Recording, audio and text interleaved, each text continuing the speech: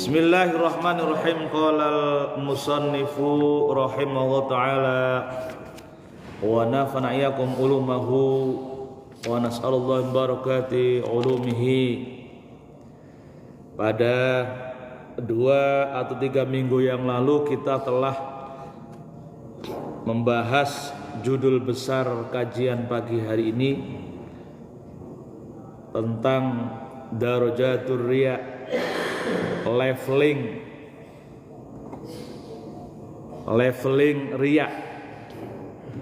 Dan yang paling riya yang paling berat adalah, atau riya yang tertinggi adalah ketika nafsun qasada riya, memang niatnya riya.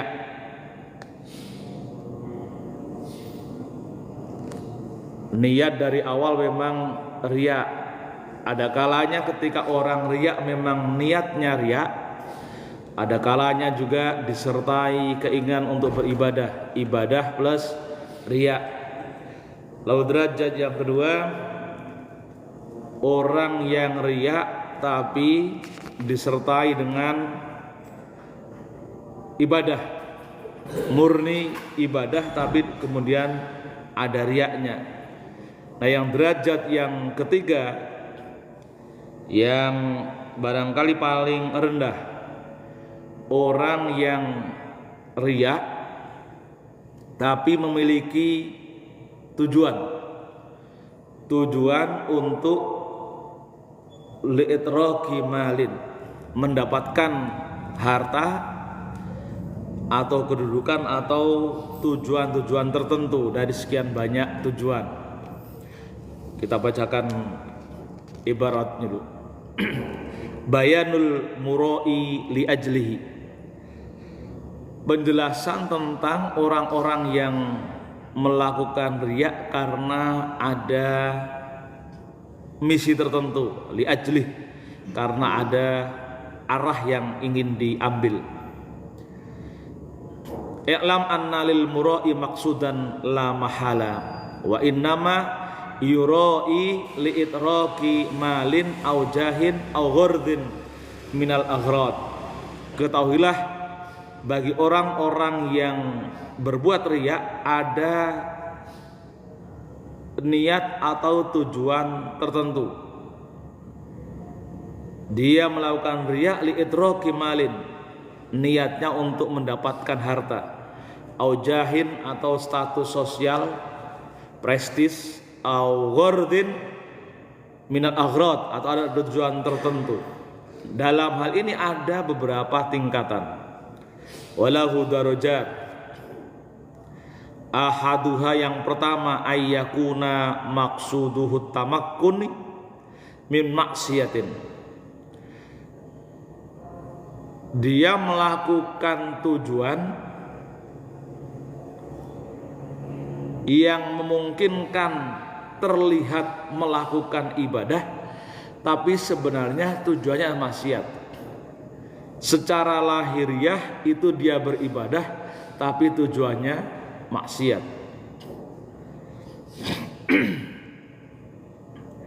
Kalladzi yura'i bi'ibadatihi, seperti orang yang melakukan riya dengan ibadahnya, wa yudhiru taqwa, dia menampilkan ketakwaannya, wal wara'i, dan wara', apa wara' itu kezuhudan, kehati-hatiannya, kesalihannya, wa gharduhu, dan tujuannya ayyu'rifa bil amanati, supaya diketahui, terlihat amanah. Terlihat amanah. Fa yuwalli mansoban atau munsiban, maka kemudian dia mendapatkan sebuah kesan yang tegas. Ayuslimu ilaihi tafriqata mali liyastakthar bima qadara alaihi minhu au yuda'ul wada'i fayakhudhuha au yatawassalu ila tahabbub bi imra'atin, sehingga kemudian dia diberikan amanat, entah itu dalam bentuk harta atau dititipkan sesuatu supaya target dia tercapai. Misalkan dia targetnya biar terlihat atau terkesan baik, tapi tujuannya agar dia disukai oleh seorang perempuan, atau dia memang dari awal sudah menargetkan agar dikesankan baik oleh perempuan yang dituju atau oleh misalkan calon mertuanya, misalkan begitu. Au yatawassul ila tahabbubi bi imra'atin li fujurin, sehingga bisa dikesankan bisa mendapatkan cinta oleh atau dari seorang perempuan li fujurin, ini karena perbuatan buruknya. Wa nahwihi dan sejenisnya. Au yahduru majalisal ilmi, atau dia menghadiri majelis ilmu, niatnya dia menghadiri majelis ilmu, wa tadzkir, dan menghadiri majelis zikir, wa qasduhun nazar li amradin, niatnya adalah biar bisa melihat orang yang disukainya. Ini sama dengan orang ketika menghadiri majelis ilmu, misalkan niatnya cari makan gratis, misalkan begitu. Niatnya cari kue, itu riya yang dia melakukan terlihat melakukan ibadah, tapi sebenarnya tujuannya bukan untuk ibadah, tapi untuk maksiat. Wa yaqrubu minhum may yaqtarifu jarimatan wa huwa musiru 'alaiha fayadhharu taqwa linfit tihmati an-nafsihi. Dia melakukan sebuah pekerjaan jahat, pekerjaan pidana, tapi yang terlihat adalah nilai ketakwaan. Itu riya yang bertujuan, dan jenis yang kita bahas pada pagi hari ini. Tsaniyuha, yang kedua, ayyakuna gorduhu naila hadzin min khudud dunya. Tujuannya memang betul-betul agar mendapatkan bagian dari sekian bagian dunia, min malin, baik dalam bentuk harta, au nikahi imra'atin, atau ingin menikahi perempuan jamilatin yang cantik, au syarifatin yang mulia, kalladzi yadharul ilma wal ibadata, seperti orang yang menunjukkan keilmuannya atau ibadahnya, liyarghuba fi tazwijihi aw ta'ihi, sehingga kemudian dia disukai sehingga kemudian dilamar untuk menjadi mantunya atau diminta untuk menikahinya. Fahadha riya'un mahdzurun, ini juga riya yang berbahaya. Kenapa? Li'annahu qalaba bi ta'atillahi mata al hayatid dunya, karena dia melakukan ibadah niatnya untuk mencari keuntungan dunia. Jadi niatnya untuk mencari keuntungannya. Kalau yang di awal tadi niatnya memang sudah untuk maksiat, melakukan ibadah niatnya untuk melakukan maksiat. Kalau ini riya, melakukan ibadah tapi untuk mendapatkan keuntungan dunia.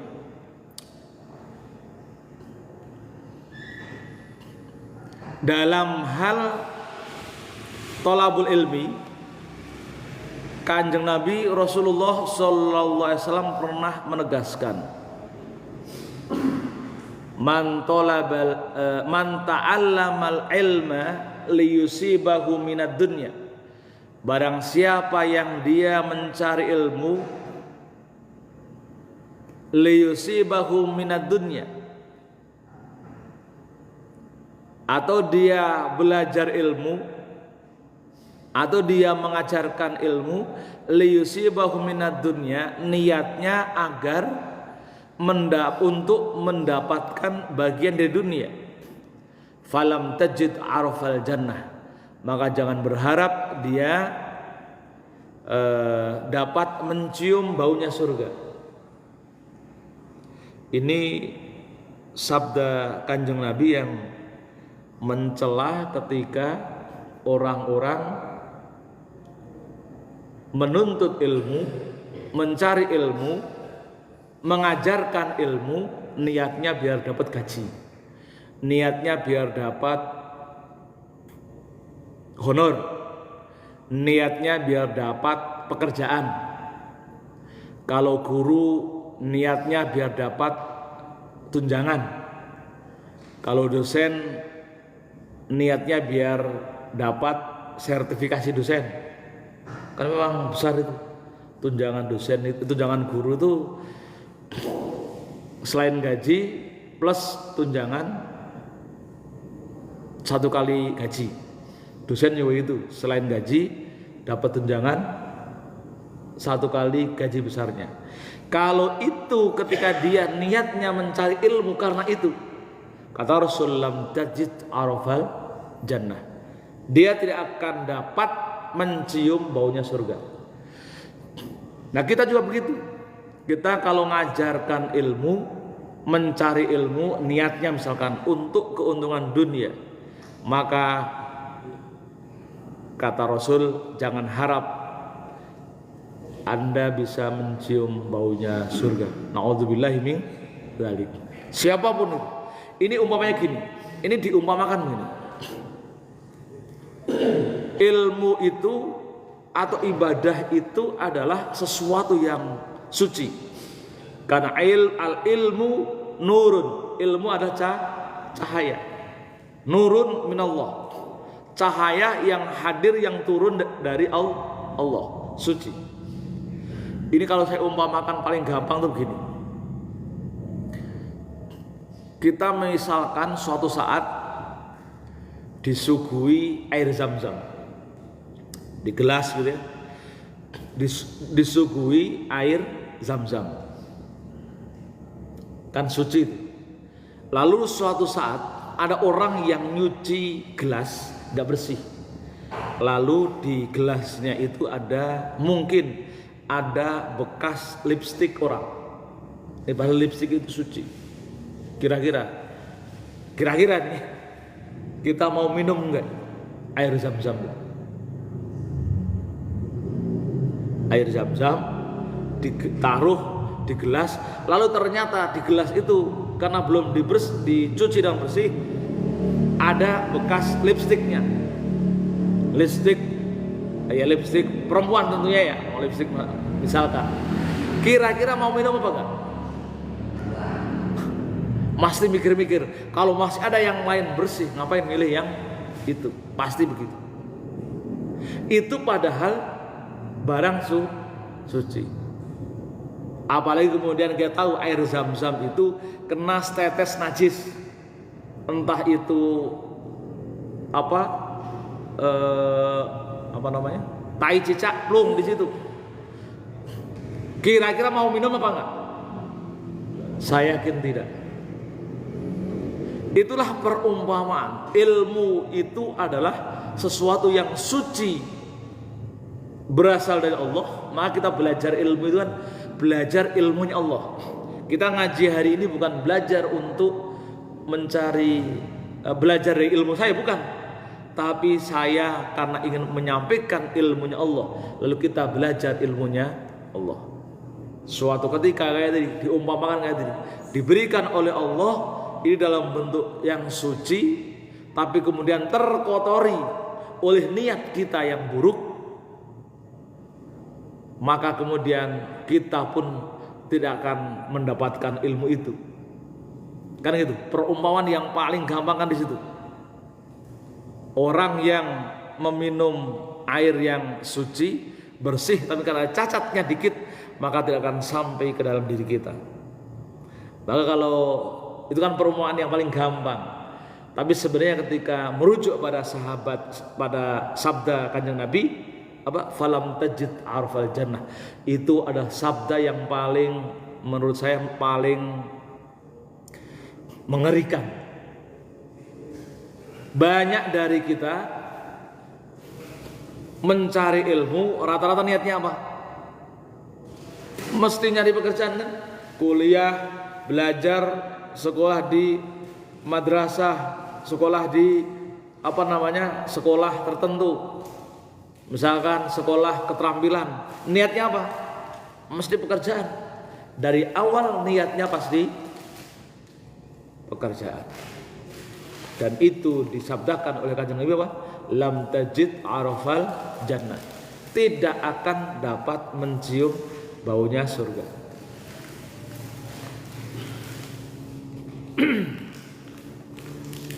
Dan ini yang terjadi.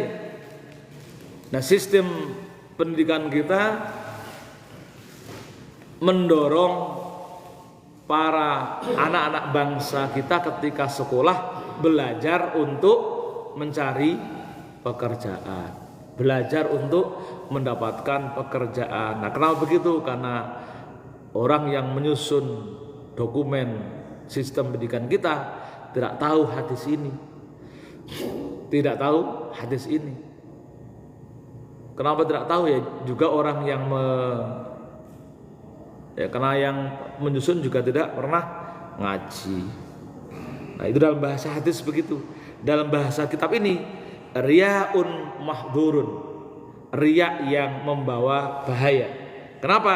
Karena talaba bi taatillahi mata al hayah, melaksanakan ketaatan kepada Allah tapi niatnya mencari keuntungan, berburu keuntungan. Nah, kita yang sudah berlalu, kita dulu menuntut ilmu karena seperti itu, kita hari ini sadar ada sebuah peringatan yang disampaikan oleh Rasulullah, maka kita bertaubat. Kita harus bertaubat. Mudah-mudahan ilmu yang kita peroleh saat itu, setelah kita bertobat, Allah mengampuni.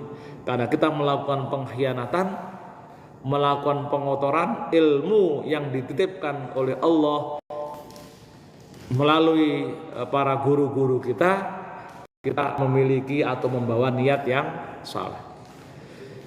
Maka benar dulu ketika para kiai, ketika ada santri yang ngaji, selalu bilang, nak, kalau kamu ngaji di sini, saya tidak bisa menjanjikan kamu sebuah pekerjaan, karena memang ilmu yang dipelajari bukan ilmu untuk pekerjaan. Tapi kita punya keyakinan, siapapun orang ketika menuntut ilmu, yarfa'illahu alladzina amanu,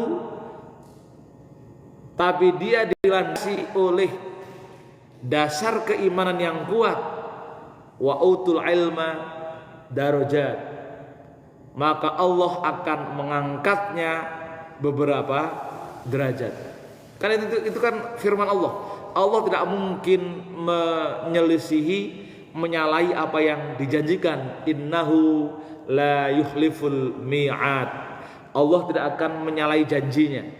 Ketika Allah mengatakan Allah akan mengangkat orang-orang yang beriman dan dia menuntut ilmu beberapa derajat, Allah tidak akan mengkhianati ataupun mengingkari janjinya. Karena itu sudah dijanjikan oleh dirinya. Nah, sekarang banyak orang yang tidak percaya. Orang kalau menuntut ilmu pilih-pilih, wah nanti nggak kerja, nanti suram masa depannya. Maka kayak seperti lembaga-lembaga pendidikan yang mengajarkan ilmu-ilmu yang tidak menjamin pekerjaan tidaklah laku. Pondok pesantren tidak laku, Hitungannya kalau yang sekolah di sekolah umum totalnya itu kan jumlahnya 40 juta. 40 juta.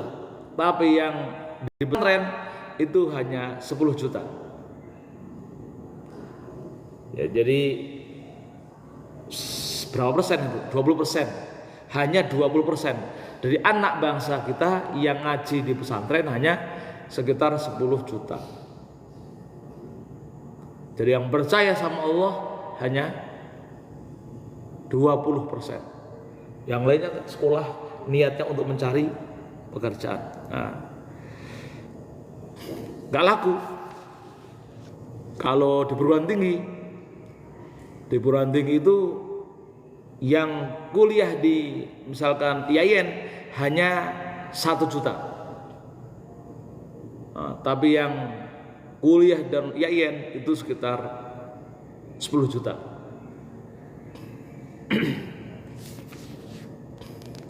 Jadi begitu kalau mau kita ukur hadis itu untuk mengukur orang-orang yang berjuang dan menuntut ilmu, ternyata lebih banyak orang yang menuntut ilmu untuk dunia. Karena memang warisan Belanda kan begitu dari dulu. Dulu Belanda ketika membuka lembaga pendidikan niatnya apa? Untuk mengisi pekerjaan, mengisi dunia industri, mengisi pabrik-pabrik yang dibawa penjajah kan begitu. Nah, ini beda dengan ilmu yang dibawa oleh ulama-ulama kita. Tidak ada bayangan sedikit pun untuk mengisi dunia pekerjaan. Masalah pekerjaan nanti udah masing-masing. Selama dia memiliki kejujuran, memiliki keuletan, insya Allah tidak akan masalah. Kan keyakinan para ulama itu begitu. Maka ciri anak yang punya keuletan adalah ketika belajar dia tidak pernah putus asa, dengan penuh semangat dan punya keyakinan kalau dia punya ilmu maka Allah akan mengangkatnya beberapa derajat. Itu yang jenis riya tertentu. Yang ketiga, alla yaksuda naila hadzin, tidak dimaksudkan untuk memperoleh bagian tertentu, wa itraku malin, atau mendapatkan harta, au nikahin, atau ingin menikahi perempuan yang dicintainya, walakin yudhiru ibadatahu, akan tapi dia menampilkan, menunjukkan ibadahnya, khaufan min ayyang duro ilaihi, takut, khawatir jika terlihat, min ayyung doro ilaihi bi'ain naksi, takut terlihat kekurangannya, wala ya'udda minal khosati wazuhadi, dan tidak terhitung sebagai orang yang khos dan zuhud. Jadi dia nggak punya tujuan yang sifatnya materialistis, tapi dia ketika melakukan ibadah supaya terlihat atau tidak mau terlihat kekurangannya, biar dianggap sebagai orang yang soleh, orang yang berwibawa, orang yang punya ilmu dan seterusnya. Wa ya'taqidu annahu min jumlatil amati kalladzi yamsi mustajilan. Ini seperti orang yang terlihat dalam kondisi kalau biasanya larinya cepat misalkan, fayattali'u alaihi nas, tapi kemudian ketika terlihat di hadapan manusia lain, fayuhsinul masya, dia menunjukkan gaya jalannya yang bagus. Wayat rukal ijlata, dan meninggalkan ketergesa-gesaan, keterkopoh-kopohan. Kaila yuqal, supaya tidak dikatakan innahu min ahli lahwi, supaya tidak dikatakan sebagai orang yang gerusa-gerusu, wasahwi, dan orang yang ceroboh, supaya tidak dilihat sebagai orang yang jelek. Kira gitu.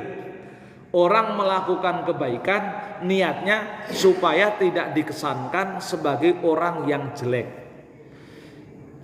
Jadi itu disebut apa? Biar terkesan baik. Ini juga termasuk riya. Termasuk riya.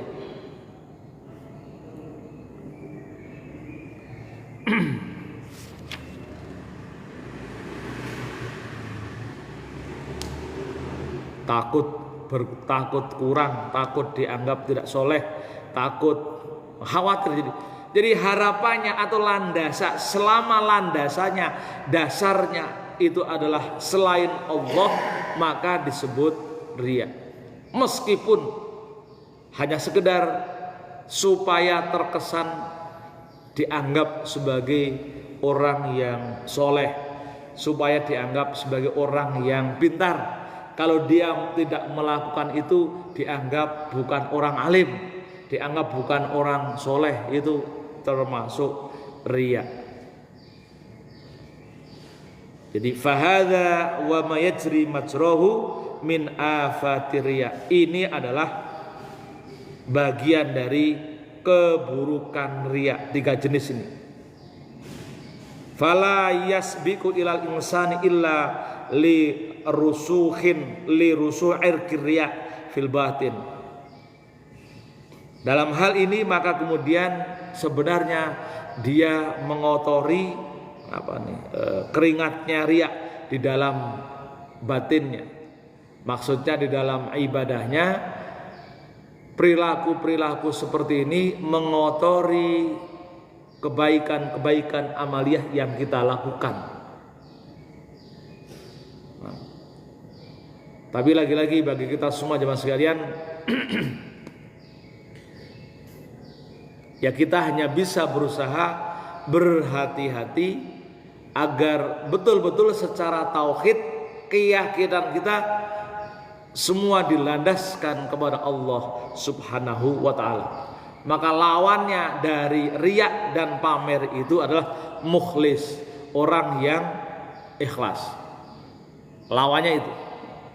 Amal mukhlis, seperti apa orang mukhlis itu, orang yang ikhlas itu? Kalau dalam surah Al-Bayyinah, mukhlisina lahuddin hunafa'a wa yuqimus sholata wa yu'tuz zakata wa dzalika dinul qayyimah. Orang yang memiliki keikhlasan dalam beragama ada orang yang memiliki keluhuran. Dia mendirikan sholat, menunaikan zakat. Wa dzalika dinul qayyimah, itulah agama yang lurus. Semua dinisbatkan kepada Allah. Wa ammal mukhlis, adapun orang mukhlis, fa innahu la yubali kaifa nadhrul khuluqi ilaihi. Dia tidak peduli bagaimana pandangan makhluk lain terhadap dirinya. Dia tidak peduli bagaimana orang mau memuji atau mencela, enggak peduli. Kan intinya itu. Mau orang mencela, mau orang memuji, mau orang tidak menganggap, mau orang menganggap, enggak peduli. Kalau bahasa kita apa? EGP, emang gue pikirin, EGP, emang gue pikirin. Nah, gitu. Pokoknya niat ke masjid, sholat tanpa harus berharap orang lain memuji. Fa illam yakun lahu raghbatun fi shaumi,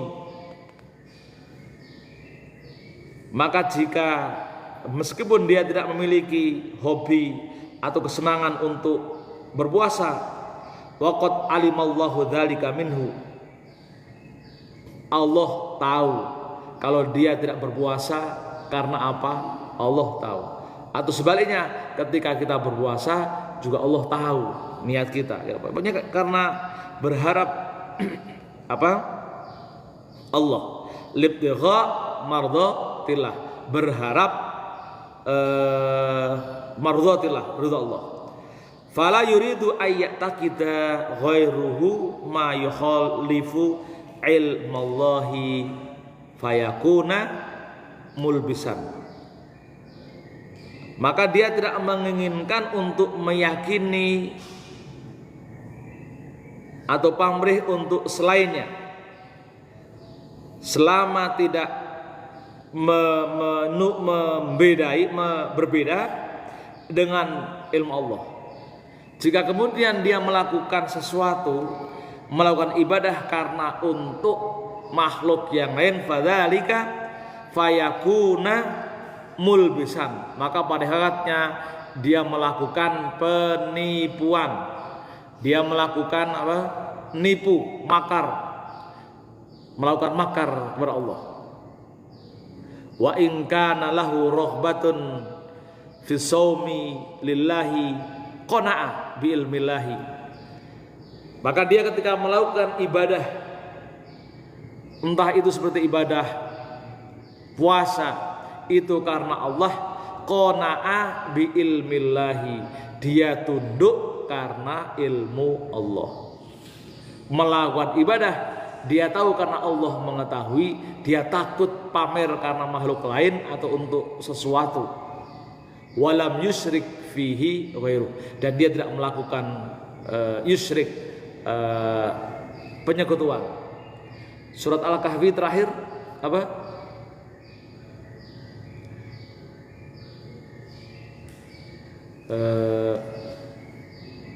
Liqa'a faman apa? Liqa rabbih falyamal amalan sholihah wa la yusyrik bi ibadati rabbih ada. Apa surat Kahfi terakhir itu?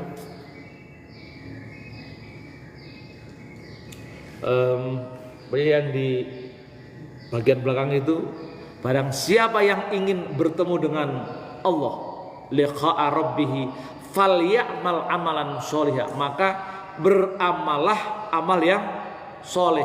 Fala yusyrik bi ibadati rabbih ahada, dan jangan menyekutukan dalam ibadahmu kepada Allah dengan sesuatu pun. Fala yusyrik bi ibadati rabbih ahada,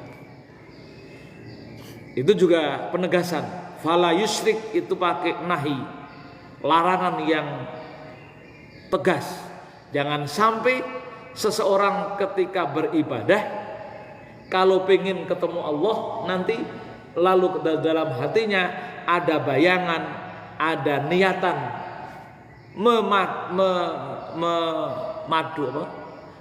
menciptakan madu buat Allah, berpoligami dalam ibadah. Jadi poligami itu tidak hanya dalam istri, dalam ibadah, dalam menganggap Allah sebagai Tuhan pun kadang kita juga berpoligami. Cuman poligami dalam ibadah itu disebut musyrik dan itu haram. Fala yusyrik bi ibadati rabbih ahada. Jadi kalau kita kemudian beribadah, dalam hati kita, dalam otak kita, memori kita kok ada sesuatu yang lain, maka kita akan sulit bertemu dengan Allah. Kan dulu sempat saya sampaikan ada sebuah hadis yang Rasul itu dipesan oleh Allah. Kalau kamu beribadah karena sesuatu, maka nanti ketika di akhirat mintalah pada sesuatu itu untuk memberikan syafaat kepadamu. Cari, misalkan kita ibadah karena mertua misalkan, maka nanti di akhirat disuruh cari mertuanya. Cari lalu mintalah syafaat, mintalah pertolongan padanya. Kamu dapat apa enggak? Sampai sebegitu. Kita ternyata melakukan ketaatan, kebaikan karena atasan kita, karena ingin dipuji oleh orang lain. Maka nanti di akhirat carilah orang yang kamu tuju itu, lalu mintalah kepada dia untuk menolongmu nanti di akhirat. Itu hadis yang sebelumnya Rasul sudah mengingatkan itu.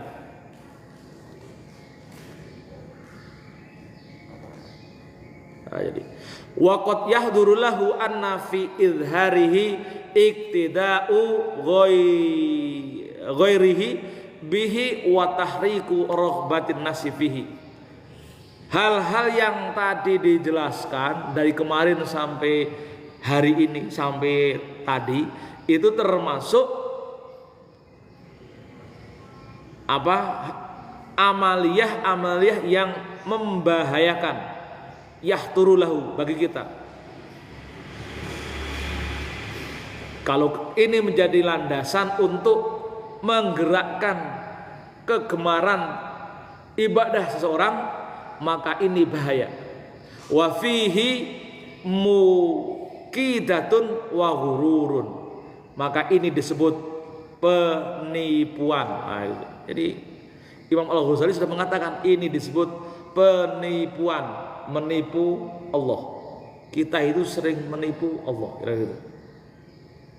Fahadhihi darajatur riya'i wa maratibu asnafil murain. Yang dijelaskan tadi adalah leveling, beberapa tingkatan-tingkatan pelaku perbuatan riya. Wa jami'uhum tahta muqtillahi wa ghadbihi. Semuanya itu di bawah murka Allah dan kebenciannya. Wa huwa min asyaddil muhlikat. Dan ini termasuk hal-hal yang menghancurkan amal ibadah kita yang paling dahsyat. Memang berat ya. Kita yang sudah beribadah saja punya tantangan begitu. Kita yang sudah bisa beribadah punya tantangan, punya gangguan yang suatu saat itu kalau kita tidak hati-hati, maka kemudian amaliyah ibadah kita menjadi hancur. Maka musuh yang terbesar kita adalah hawa nafsu yang cepat sekali hawa nafsu ini diotak-atik terus oleh setan. Dan dalam kondisi apapun setan itu tidak akan pernah memiliki sifat yang menyerah. Sampai ketika kita berada di masjid, di tempat yang dianggap paling suci, sampai kita berada di Ka'bah atau di Mekah, itu setan tetap ngotak-ngatik agar niatnya itu menyimpang. Itulah hebatnya setan. Tapi juga kita harus bangga. Bangga kenapa? Dari sekian banyak pertandingan, mulai dari rumah sampai tempat ibadah, minimal kita sudah sampai tempat ibadah sudah banyak menangnya, kan gitu ya? Minimal kan gitu. Kita sampai ke tempat ibadah dibanding kalahnya kita banyak menangnya. Biasanya kalau persentase menangnya itu lebih banyak, maka di ujungnya insya Allah juga menangnya lebih banyak. Kan itu, kita husnudzon saja. Dan kita cukup bahagia meskipun dalam penjelasan ini banyak hal yang menjadikan kita tuh pesimis dalam beribadah. Tapi kemudian ketika ada perbuatan-perbuatan riya yang barangkali tidak sengaja muncul di dalam hati kita, muncul di dalam benak kita, tapi karena kita selalu mengikutinya dengan kebaikan, maka kita berharap pada Allah mudah-mudahan kebaikan yang kita lakukan itu apa? Menghapus keburukan dan dosa-dosa yang tidak sengaja kita lakukan. Jadi meskipun ini hadis-hadis ini begitu mengancam keberadaan amal ibadah kita, tapi kita bahagia. Misalkan ada hadis yang menyebutkan al-wudhu'u ilal wudhu'i kafaratun. Wudhu satu ke wudhu yang lain itu adalah menjadi kafarat, penghapus dosa. Kan gitu ya. Jadi kalau kita masih sholat ini subuh, nanti kemudian sholat zuhur, masih istiqomah sholat, mudah-mudahan perbuatan dosa yang tidak sengaja kita lakukan, yang tidak terasa kita lakukan, mudah-mudahan dihapus oleh Allah. Mudah-mudahan dosanya. Yang kedua, ada hadis wa'at bi'is sayyi'atal hasanata tamhuha. Orang yang melakukan perbuatan kesalahan, terutama yang tidak disengaja, lalu diikuti dengan kebaikan. Diikuti dengan kebaikan. Mudah-mudahan kebaikan yang banyak yang kita lakukan mampu menutupi kesalahan dan dosa kita. Ini yang cukup menghibur. Kita punya instrumen-instrumen untuk mencoba menutupi atau menghapus dosa-dosa yang kita lakukan. Kita punya hadis Rasulullah, man qara'a la ilaha illallah wahdahu la syarikalah lahul mulku wal hamdu yuhyi wa yumit wa huwa ala kulli syai'in qadir asratu marrat, 10 kali ba'da salat, setelah salat, maka khuttat lahu asrata dzunub, maka dia akan dihapus asrat hasanat, maka dia akan dicatat baginya 10 kebaikan. Wa ghafara asra dzunubihi, akan diampuni 10 dosanya. Wa yurfa'u asra darajat, dan akan diangkat derajatnya 10 derajat.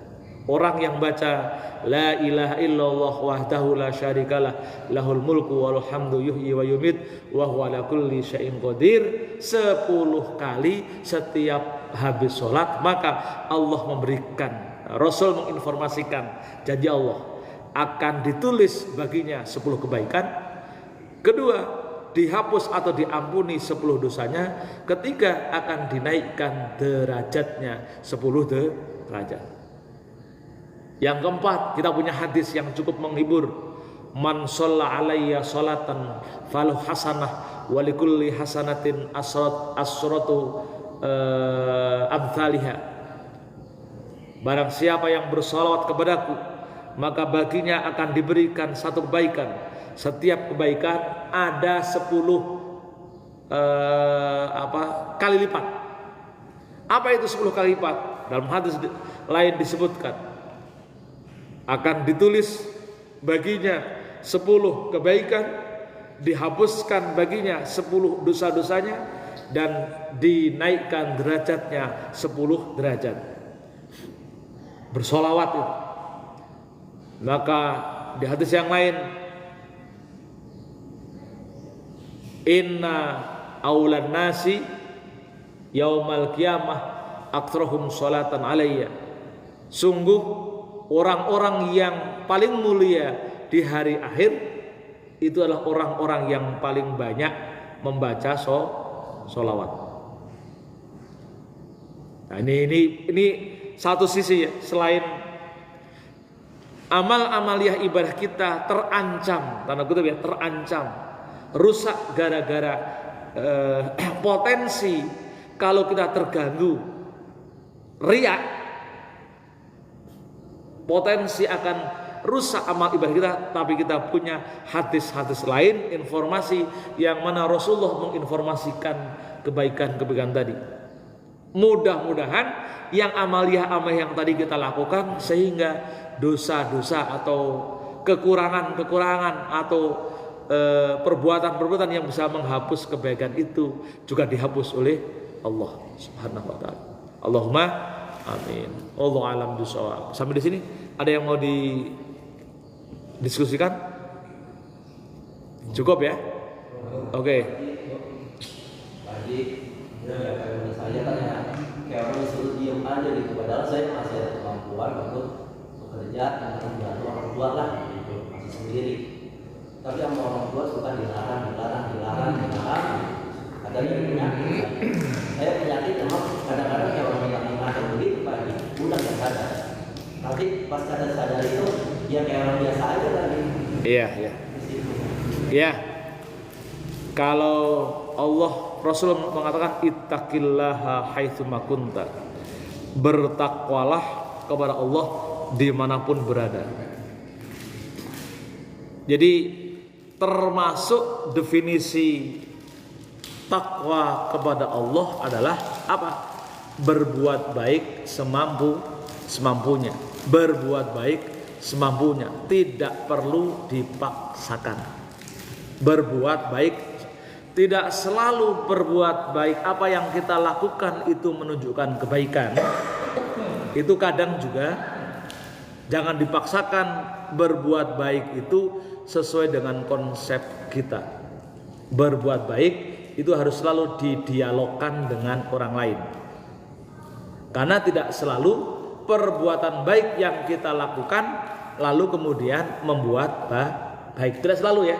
Tidak selalu perbuatan baik yang kita lakukan lalu kita lakukan bisa menjadi baik. Maka kemudian perlu mendengar pendapat orang lain. Nah, husnudzon kita pada orang lain itu akan mengamankan kita. Maka penting berhusnuzon. Misalkan begini, Anda punya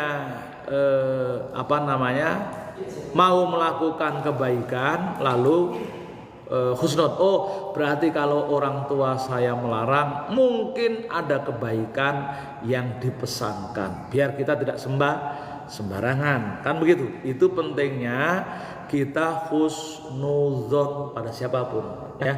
Husnudzon aja, insya Allah selamat, ya, selamat. Itu yang penting ya. Itu yang penting, husnudzon. Apa husnudzon itu? Berprasangka baik pada orang. Jangan berprasangka buruk. Apalagi orang itu punya usia yang lebih tua, wabil khusus orang tua kita. Di situ Pak, jadi orang tua saya umurnya itu Iya. mencapai 80 tahun. Ya begitu tadi, husnudzon ya. Kamu husnudzon aja, husnudzon. Jangan suudzon. Kalau kamu melihatnya suudzon, setan masuk lagi. Ada yang mengerjakan kerjasama begitu Pak, nanti di situ saya. Iya. Begitu mengerjakan kerjasama. Saya bilang ngomong nggak langsung ke orang tua langsung, tapi orang tua juga melarang. Yang mudah saya pengen coba tempat daripada tidak terpakai. Iya. Ya sudah, saya paham. Yang mudah yang begitu Pak. Iya. Kerjasama, tapi orang tua sudah melarang. Oke. Ya. Saya pahami. Pokoknya begitu. Intinya nanti obrolin baik-baik, ya. Baik-baik, husnudzon. Nanti kita lanjutkan nanti setelah ini ya. Oke, kita lanjutkan. Mudah-mudahan dengan husnudzon kita pada orang lain itu akan menambah selamat kita. Jangan selalu berpikir apa yang kita lakukan mengandung kebenaran lalu kita paksakan. Maka kemudian ngobrol dengan orang lain itu menjadi lebih baik. Meminta penilaian orang lain, apalagi orang yang punya yang kira-kira asam garamnya lebih banyak. Kita yakin itu pasti ada kebaikan. Nah, ini yang keyakinan kita yang kadang kita tadi bahasa saya apa? Egois. Nah, egois itu dalam bahasa Arab namanya ananiyah. Ananiyah itu termasuk sifat yang didukung oleh setan. Kita merasa benar, merasa benar itu namanya ananiyah, egois, dosa. Ya, maka istighfar kita mudah-mudahan ya sekali lagi ya kita hanya bisa memohon pada Allah, memohon perlindungan Allah dari sifat-sifat buruk, sifat-sifat yang mampu membangkitkan perbuatan-perbuatan yang awalnya terlihat baik menjadi buruk, berakibat buruk. Wallahu a'lam bishawab. Ya, sekali kita tutup.